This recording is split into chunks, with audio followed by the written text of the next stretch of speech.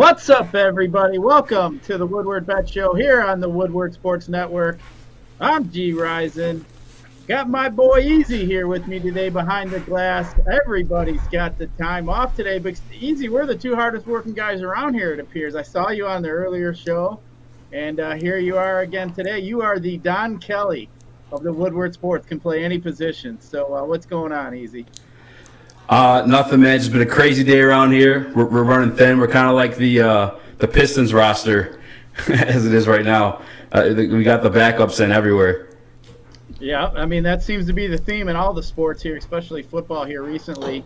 And we got some more of that going on today. Obviously, we got a lot of that going around in the NBA. But so we had a pretty good day yesterday, I must say there, Easy. We had Freddie the Pizza Man, special guest, come in the studio with me yesterday, and I got to give him a little bit of credit, man. He called Houston flat out to beat those Chargers. I couldn't believe it. I mean, he swung and missed on the Pittsburgh Kansas City game, but yeah, we're not gonna talk about that one. Give the guy some credit. Yeah, we still got to give the guy some credit for that Houston win there. What'd you think of that one there, Easy? That was crazy because, like, he didn't only call it. He was telling people to put, like, he said, if I had $1,000 bill, I'd put it on this game. And then he pulled out the money gun and was going crazy. Yeah, he had a kick out of that money gun. It was funny because he was shooting it all over. And then after, when the cameras went off, we were laughing because they were all over the floor. And I thought maybe somebody today is going to find a $100 bill, fake 100 in that studio, and think they found something today. So I was kind of laughing. I actually left one or two behind on purpose. I was gonna say, actually, we found one. It's on the desk that I was sitting in during the bottom line. Yeah, that's funny. Good times. But hey, we can't complain. Chris and I went 5-1 on our best bets yesterday. I had the over that Cincinnati-Baltimore game. That came through for us. Cincinnati was just throwing the ball all over the place. Burrow had himself a great, almost 300 yards passing, 3 touchdowns in that first half. Easy. That was it's insane. That was incredible. Yeah. Did you play him in any DFS?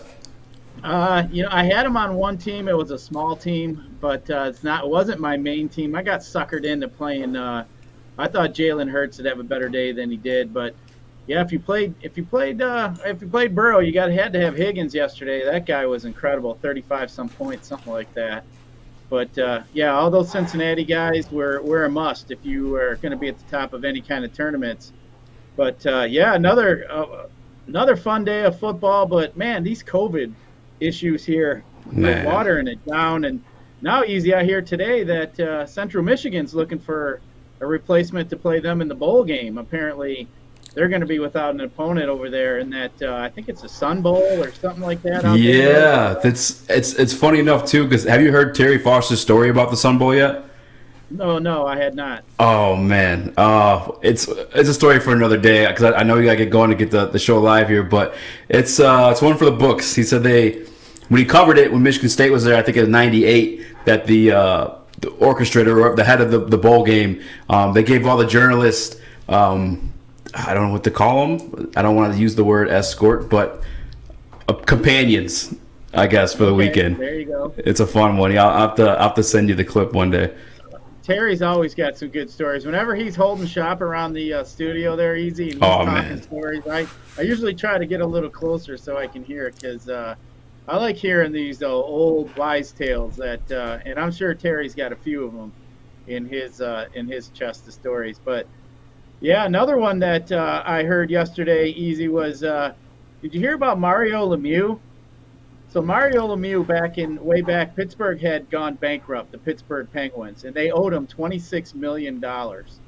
So he put the group together, and he actually ended up, he was basically going to get pennies on the dollar for his salary. So in a quick, smart move, he basically put up a group together, and they ended up buying the Pittsburgh Penguins, and they sold them the other day for $900 million. So he just parlayed his $20 million in salary to $350 million as they are now selling the Pittsburgh Penguins. So yeah, talk about a pretty crazy story. But yeah, if you get that, you can probably find that out there on Twitter or whatever else. But wow, Mario's a pretty happy guy. Think about that. I mean, they couldn't even pay him his salary. And then here, after all these years, he ended up getting 300 and some million out of that deal. So I thought that was a pretty cool story. Good for Mario. That is crazy. Yeah, isn't it? That's a pretty good story. I thought that was pretty cool. It's over $250 million.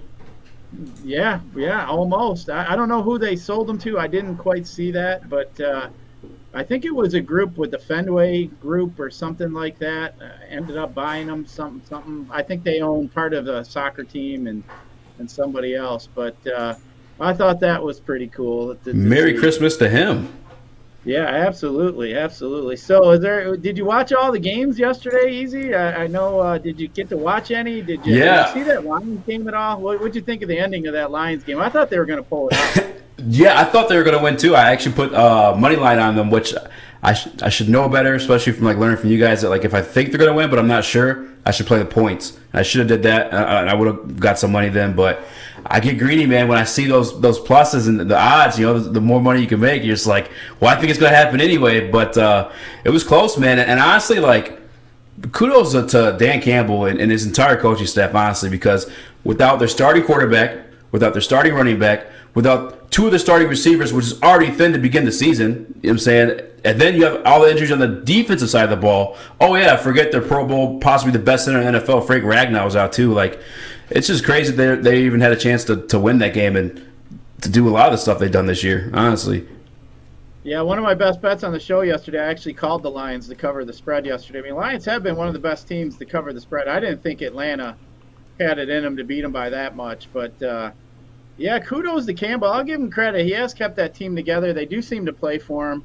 I mean, that's a big thing in football. I mean, we'll give him a little credit. Maybe if he had some talent on that roster, we'd actually could see what he could do. But, yeah, that was a tough one. I mean, Boyle there, that last pick, I was actually pretty happy, though, Easy, that he threw that pick. They covered the spread, and they still lost the game. So, that fit the keep the pick narrative and got us some little lunch money there in our pocket. But, yeah, all in all, the other games were,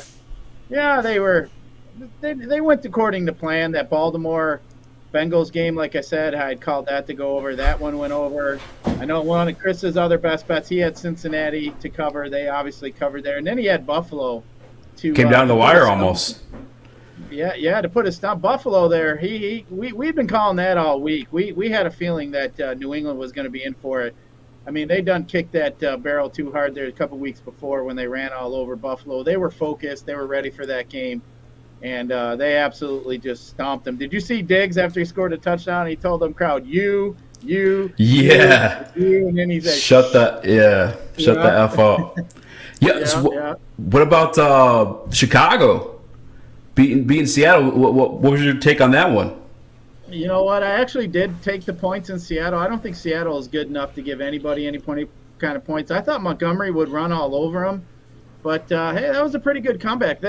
I think it just goes to show you how bad Justin Fields really is. I mean, Nick Foles is a way better quarterback at this point. I mean, not that Justin Fields can't get there with some work. I know they had a pretty short training camp, with the COVID, everything else. But, I mean, Nick Foles is just a way better quarterback than Justin Fields at this point in time. Both those guys, Andy Dalton too, I feel like. Yeah, I agree with you. I mean, that just goes to show you sometimes, you get these draft picks and they want to run them out there before they're even ready. I mean, the NFL is just such more complex game than a college, than a college scheme. I mean, we see it quite a bit with some of these, some of these players coming out of these programs that are actually built for the pro type style offense. They seem to pick it up a little bit quicker. And then some of these teams that you see, it's like Georgia. I mean, Georgia runs a pretty basic type offense. Some of these teams in the SEC. And then when these guys, they get to the pros, they're not as seasoned as some of these Alabama guys that might be running some of these pro set offenses. But, yeah, I mean, that was interesting to see the Bears win there. I mean, good for them. But I was kind of hoping Jacksonville could beat the Jets, but that didn't happen. Me too. We had a chance there, but Easy, I got to ask you. You see that silly Subway commercial with Lawrence? No, not yet. Oh man, whoever his. I'm very curious now. I mean, come on. He just makes him look like a fool. That's not a football player. I mean, come on. They got the wind blowing in his face and stuff. It's like, just stop. But either way, though, Easy, we got some games we got to look at tonight. We got a Monday night game we're going to look at. We got some NBA we're going to be able to break down here. But talking about those Sunday games here, if you got a player in tonight's game, you might have Kamara. You might be either sweating Kamara or you might be needing Kamara to get to the championship of your season-long league. So you may have some Gesicki. If you're using Tua, good luck to you. But all them Kamara owners, good luck to you guys as well out there. I know in my league, Easy, my main home league here, that Kamara needs 18 points for the guy to move on. And the guy that's holding on for dear life he's a guy in our league that he tries the hardest and just hasn't had any fantasy luck. So some of us are rooting for him. Some of us are rooting against him because he's like there's only a few of us that have not been on the trophy yet in our league. You got to come in first or second. And there's two guys in the Final Four were not in the trophy. The first one went down. So we'll see about the second one. Does he have anybody going tonight, or he's just hoping Kamara drops the ball? Yeah, he's just hoping Kamara drops the ball. He's sitting against Kamara. Kamara needs 17.5 points. So let me ask, are you one of the good guys hoping he finally makes it to the trophy, or are you one of the bullies hoping he never makes it?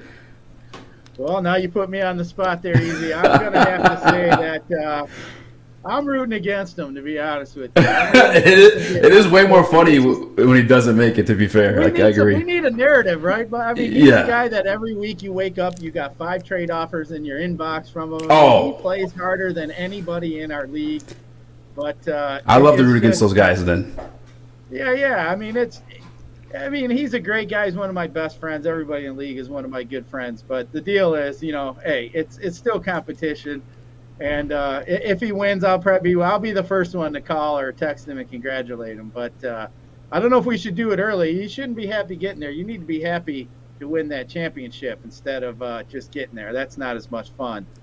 But we did have some injury, though, yesterday, Easy, that did have an effect on some people. I know the main one that really got me was James Robinson. Damn, he tore his ACL apparently. Looks like I was watching that play. He just literally broke out of his stance and he fell down to the ground. I thought, what happened there? Did his cleats? Something happened with his cleat or whatever else, and it was pretty early. So Easy, he was on my main DFS team. So when that happened, I just shut my computer off and realized the day was pointless when Robinson went down. Pretty frustrating. I know I was pretty upset. And actually, Easy, it literally was like the first play I turned on that game. I got the NFL ticket watching all the games. I flipped that one on just to say, let's see how Robinson's doing. Yeah. Out. It sucks, man. Tilting. But Miles Sanders, another guy, broke his hand. He was hurt. And then our boy Spencer yesterday was worried about Darrell Henderson because he had Michelle in his big matchup. But Henderson went out pretty early and left Michelle there for the lion's share of those carries. But yeah, so next week there should be. With all these COVID issues and everything else, it should be crazy. Too tough. Yeah, to be able to find somebody to fill in on your in your rosters if you need somebody in season long. But we do have some NBA though. Easy, we got to look at. We got 7 games in the NBA tonight. Looks like we got some injuries in NBA. We got to follow some COVID. Looks like Minnesota Timberwolves are going to be without quite a few guys tonight. So that's going to leave some value. But did you see the over/under in this Houston and Charlotte game? It is at 235. I mean, that is just insane to me that we have an over/under at 235. Now, Charlotte. Well, last night, the Pistons, because they have the G League team out there, no one's playing defense. I think they hit like 249 or something like that. It was crazy. Yeah, I think that's something to pay attention to and watch, especially with all these COVID guys. Trying to play defense in a scheme, it's just almost like pickup basketball in a sense. They're just throwing these guys out there. They got to be running basic plays. It's been real tough in NBA to pay attention. I know I've been kind of backing off my normal play here recently just to kind of let it settle down. It's just been absolutely crazy. Yeah. But one thing we got to look at, though, obviously, is the injuries. Keep your ear to the ground here. I know it's getting to be later in the day here, but just looking here, some chalky relief guys here, some guys that are going to be low, are going to be pretty high owned that have a low salary. I mean, we're looking at like Nathan Knight for the Timberwolves, as we mentioned. They got a few guys out. Beverly is somebody that I'd be looking at. James Harden's probably a guy we're going to want to pay up for against the Clippers, especially without Durant. Harden just gets so much of that usage there that somebody you got to look at there. Jaylen Brown is another guy that I think we got to look at, especially without Tatum. He was announced out earlier. His usage goes up quite a bit when he's in there. We got some value over there with Atlanta. Cam Reddish, maybe Skylar Mays, maybe Dieng over there at center would be a pretty cheap guy. But them Dallas guys, Porzingis might be somebody you might want to look at. Maybe some Devin Booker, LaMelo Ball. But keep your ear to the ground there with that Minnesota. Looks like there's a lot of value there in Minnesota and Atlanta. But any kind of bets or anything there easy that maybe you're looking at, maybe you're standing out to you, anything there that might be catching your eye? Like you said, you really got to keep your ear to the ground on the NBA because you just don't know who's out or not. Like the NHL, they kind of put things on pause or suspending games. The NBA, the show goes on, and last minute guys are getting pulled left and right. I am curious, what are you going with on the over under for that 235 that Houston Charlotte game? Well, I'll tell you what, Houston is absolutely terrible defensively. They don't play defense at all. Charlotte does not play defense. They have one of the fastest paces. At this point, easy. I think I might take that over 235. I mean, we've already seen it. I mean, just like as you mentioned, time and time again, some of these games are going over. Now we got two of the worst teams here as far as giving up points. You look at the game logs here for Houston. I mean, their last 5 in a row have gone over, and actually their last 8 of 9 have gone over as far as Houston, even though here Charlotte, the last 2 of their games have gone under, but right before that, they ended up having 4 of their 5 go over. So, I mean, both these teams are just scoring an astronomical amount of points. It just seems like it's a track meet running up and down the floor. So I do like the over in this game. Probably might even make the end of the show here. But, yeah, I think that one. Charlotte's sitting at -7.5 too. 76% of the money so far is coming in on Charlotte. But Charlotte's 10-2 at home against the spread, which I think is interesting. Wow. Charlotte for me too might be a pretty decent play at home. But another one here with another high over under is this San Antonio. I was just looking at that. Game. Yeah, because Utah's pretty good defensively too. Yeah, that one's pretty high. I mean, you look at Utah here in their last few games. All the trends here are facing against them. They've lost their last 5 in a row against the spread. Their last 2 actually have gone over. They had an over of 226 here recently. San Antonio, though, the last 2 of their games have gone over, and by quite a big margin here. They ended up beating the Lakers 138-110, and then they just put up 144 against the Pistons. Yep. As you mentioned, 144-109. So San Antonio is just putting up all kinds of points here. So, I mean, this might be another one here looking at the over-under. I think it gets to a point easy where it gets too high, and then they just can't go much higher. I mean, that started out at 229. It's up 1.5 points. So I don't mind that one as well, but maybe some other ones here that I'd look at. I know I like to pick on Memphis here. Memphis is traveling to Phoenix. Phoenix is just so good. I think Phoenix is one of the better teams here. So I don't mind that, giving out the 8.5 there. And then you got Brooklyn playing the Clippers tonight. I think that one, I wish that game was a little earlier. That would be a pretty good game to watch with Harden and Chris Paul going at it. But, yeah, we'll have to see if any other bets here make the end of the show here. But another crazy night in NBA, though, easy. As we mentioned, some of them cheap guys, Minnesota for value. You can look at Atlanta for some value. And then you got 2 of those high-scoring games to build your teams around. So I'm looking at one real quick Western Conference matchup with a bunch of COVID guys out. And from what I saw last night with the Pistons, like I'm expecting another track meet. The over/under on Dallas and Portland 212.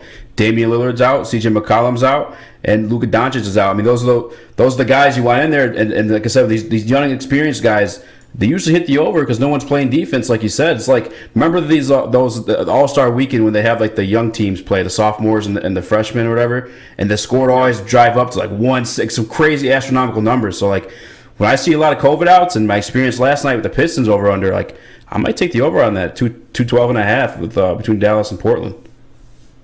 Yeah, looking at the team in the money right now, it looks like we got 60% of the money is coming in on the over in this game here. So the public agrees with you, and I don't mind that call at all, especially with these COVID guys being out, like you said. I mean, playing defense in the NBA, you got to play as a unit, as we know. I mean, it's always discussed. We know that as Piston fans, you got to play as a whole unit, or it just doesn't bode well for you. But that's another good one there. We'll look at. We'll have to save those for the end, though. Easy. We don't want to give everybody the secret sauce here early, but we do have a Monday night game though that we're going to be able to look at tonight. We got, as we mentioned, we got the Dolphins. And now we have the New Orleans Saints here.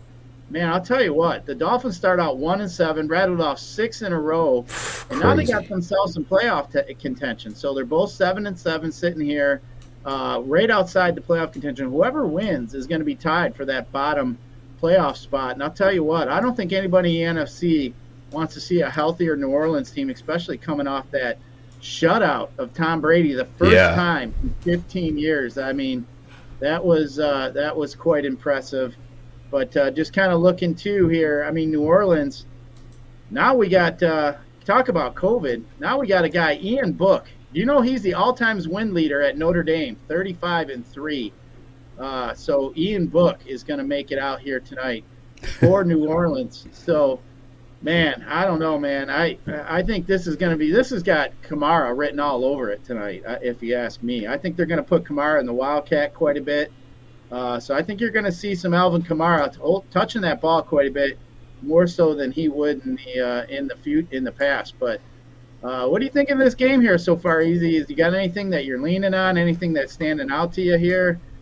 We can talk a little bit about some single game parlays here. I got some ideas for you. Yeah, that's why I love talking single game parlays, because they're just I'm addicted to them, man. NBA, NFL, I'm all about it, and I agree with you. I could see these guys getting kind of funky and creative with Kamara. He's a playmaker, and they utilize their playmakers. Sean Payton does. Even when you look back when Taysom Hill was healthy, they always found a way to get him the ball, whether it's catching or rushing the ball. But yeah, what do you got in these same game parlays? Well, just kind of looking around, for one, I think this game here is going to be – this is a good spot for an under. So I do like the under in the first half of this game. I think that's one that I'm going to throw in a single game parlay. The other one I have are all the Kamara props. I think I'm going to go – right now Kamara is over rushing yards, over 59 yards. I think that is way too low. That's it? Yep, over 59 yards for Kamara. He's going to be the main part of the offense. Now, you could argue that Miami's going to sell out. They're going to sell out and try to stop the run. But I think they're going to move Kamara all around. They're probably going to dump some passes to him. So I do like that. And on top of the passes is easy. The receiving yards, this receiving yard prop is only 29.5. So I actually like that one as well. Right. I like that one as well. So I'm looking at both of those. And one other one, Kamara is plus 500 to score the first touchdown of the game. So obviously that is the first one. But, plus 500, I think he has the guy with the most upside. And I think for you to get 5-1 on Kamara, I think that's pretty good value. And then one other one that I think you could throw in there is the under 225 passing yards for Tua. I don't think Tua is going to get there tonight. New Orleans has got such a good pass rush. I think Tua, they're going to be able to get to him. We saw what Tom Brady couldn't do much of anything against this New Orleans defense. I don't think Tua is going to have any luck, even though they have been playing pretty well here, the Dolphins. I mean, you look at Tua here. He's been throwing quite a few touchdown passes here recently, but he does get Waddle back, which I think will help him out quite a bit. But Gesicki's another guy. I mean, he hasn't scored since week 7, but he's pretty much 50 yards per game. But I think here, I mean, you look at this game, the Saints have not allowed any 100-yard rushers at all. They've only given up one score in their last 9 games to the running back. So I'm not looking at anything from Gaskins or Johnson. So I think those guys are going to struggle. I mean, New Orleans number 2 again in points scored against the running back. So I think that is something that going to have to look at. Maybe a Mike Gesicki over it in yards would be something that you might want to look at. New Orleans is in the top 10 against the tight end in points, but I think they're going to have to go somewhere. So I think Waddle and Gesicki is somebody we're going to have to look at. But I'll tell you what, though, easy. New Orleans here, if they can get by Miami, they got Carolina and Atlanta left, so they're looking at finishing at 10-7 and squeaking in that playoff hunt. But yeah, I think some low price guys you can look at in some of the DFS circles. I think you could look at Callaway for New Orleans at receiver. I think he's somebody that you could look at. And then a low price guy here. Troutman is not going to be back, so I think Nick Van Etten is a guy you could look at, and maybe even an anytime touchdown as well for the tight end. We see it time and time again when these inexperienced guys get in there. They always look for that check down, that tight end. So I think Bennett is a guy that might get some love tonight. So I don't mind him at all. And then any kind of guys here as far as Miami. I mean, we know who Miami is. You can either look at Parker, you can maybe look at Gaskins, but I'm not looking at any of those running backs in that spot. But maybe look at a kicker. I think Sanders is interesting. Gesicki, like I mentioned, probably won't have too many of these Dolphins here tonight. But as I mentioned, I'll probably be stacking up some of these Saints. And you know what? Easy. We're talking about Kamara. I could see them literally lining up Kamara and Mark Ingram in the backfield tonight. I could see that. I mean, this team is used to playing in those type sets. We see Sean Payton. They're always doing that kind of stuff, mixing it up. I mean, especially with Taysom Hill. So I think you might see Kamara in that kind of a set with Ingram. I wouldn't doubt that at all. But it's going to be interesting. What do you think? Is any guys here stand out to you? Man, the fact you told me those single game numbers on Alvin Kamara blow my mind. Those are like, I'm not Vegas. I'm just little easy in Podunk, Michigan, but like those are way too low in my opinion. Especially knowing Ian Brooks is the guy they're rolling out as quarterback. Like, and Sean Payton, like you said, he's not ashamed to sell out and use the playmakers he has to use. Like they'll always find a way to get Taysom Hill the ball. Same thing with Kamara. I'm taking all those personally in the student game parlay. I just looked, though. I did see Mark Ingram at 28.5 rushing. Do you think that he'll touch that too, or what? I mean, I think they're just going to have to run the ball. Ian Book actually can run as well. I mean, he ran a little bit in New Orleans, when he was at Notre Dame there. But, I like all the rushing props here. Miami does give up 4.3 yards per game. Everybody will say how good the Miami rush defense is. I mean, if you look at them, at this point here in the season, they're 9th. They're top 10 against the run. But just look at some of the teams they've played here recently. I mean, they played the Jets, no running back. Then, they played the Giants, really no running back. They played Chuba Hubbard in Carolina in Week 12. Week 11, they had the Jets. Week 10, they had Baltimore, no running back. Week 9, they had Houston, no running back. Week 8, they had Buffalo, no running back. I mean, we can go back easy 7 or 8 games, and you see they have not played a guy of Alvin Kamara's stature. So, I mean, just rattling off those teams I rattled to you, you wouldn't want to start any of those running backs on any of those teams. So, to me, I think Kamara is pretty sneaky. I think he's going to have a pretty good game today. So, I do like all of those props for the game tonight. But as you see on the screen there, too, the Dolphins are 5-1-1 against their spread in their last 7 games overall. But just as we mentioned, those teams I just ran down, I mean, those teams are really all not that good, as we mentioned. Jets, Giants, Carolina, Jets. Sure, they beat Baltimore. They beat Houston. And then that's when they were on their 6-game losing streak, Buffalo, Atlanta. I mean, this team did lose to Jacksonville, that being Miami, so let's not forget about that either. But, I really like – go ahead. I was going to say with the props, and because I know obviously New Orleans is a stingy defense for passing as well. Jalen Waddle, I think his over-under was like 62. Or let me double check on that. But will he sniff that tonight, you think, or what? Jalen Waddle is 62 yards. You know what? I think that pass game is going to struggle, but somebody's going to have to get the ball. I think I would rather lean toward Gesicki's over in his yards. He's at over 41 on FanDuel. As I mentioned, he's pretty much right around 50 yards. But I think he's going to have to. I think the pass rush is going to be intense today for Tua. I think Tua is going to have to dump the ball off quite a bit, actually. So that's why I do like Gesicki more so than Waddle. But we'll see about that. And then you look at Ingram too. Ingram's receiving yards is only 8. So you only need to get over 8 receiving yards for Ingram. Now, wow. Whether or not, we only need 1 catch, really, for him to get to that. So would you, I think that's interesting. With that pass rush and knowing that, Tua might have to bail out, would you take his over on his rushing, 9.5?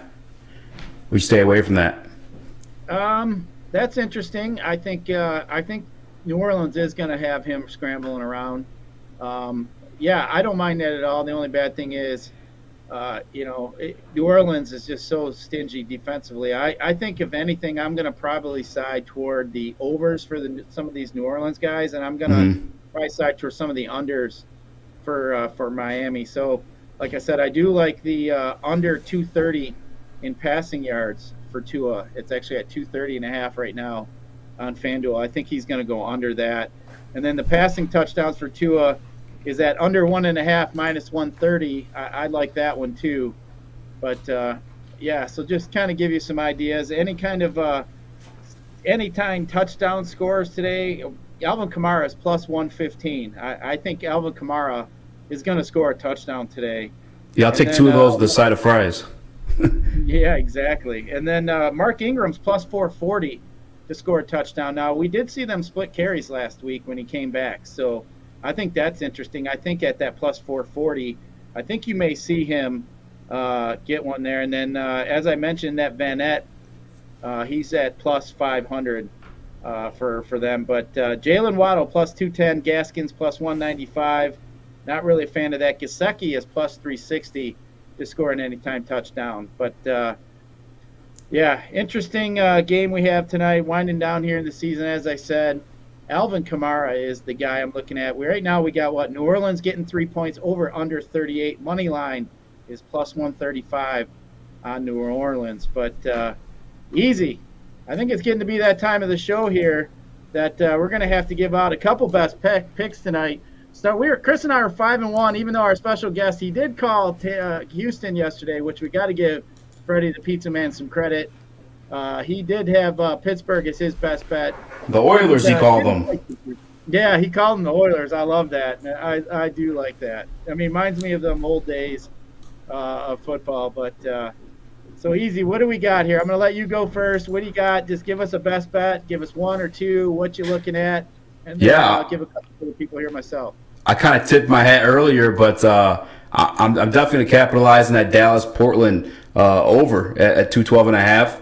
Those are 2 Western Conference teams, and like you said too, when these young guys were out there on the court looking back on those. I forget what the hell they called them, freshman versus sophomore game. I want to say it was called, but the scores always ran up. With these G League guys in, the score's going to run up, as we saw in the Pistons game last night. And then I think I like New Orleans tonight. That may be a hot pick, and maybe I shouldn't do that because it's going to go on record, and I'm going to carry it into tomorrow. But you kind of sold me, and definitely all those rushing props are for Kamara all day. I'm taking those. I don't think Sean Payton's scared to line up his guys against your best guy and see what happens. Yeah, I'm going to agree with you there. I also like New Orleans in that one as well, but I won't steal that one from you. But one that I got here, I am going with some of these Alvin Kamara rushing props. Easy. I got over 59 for Kamara rushing props. I'm also going to take Alvin Kamara to score an anytime touchdown at plus 115 over there on FanDuel. And then the other one, I'm going to give you one last one over there in the NBA. I'm going to give you that over in that Charlotte game. I think that's a pretty good bet, Houston and Charlotte. I think I'm going to go with that one over 235. So easy. We're looking at New Orleans and an Alvin Kamara night for some lunch money tonight. I think we can handle that. But before we get out of here, do you got any closing thoughts for the people?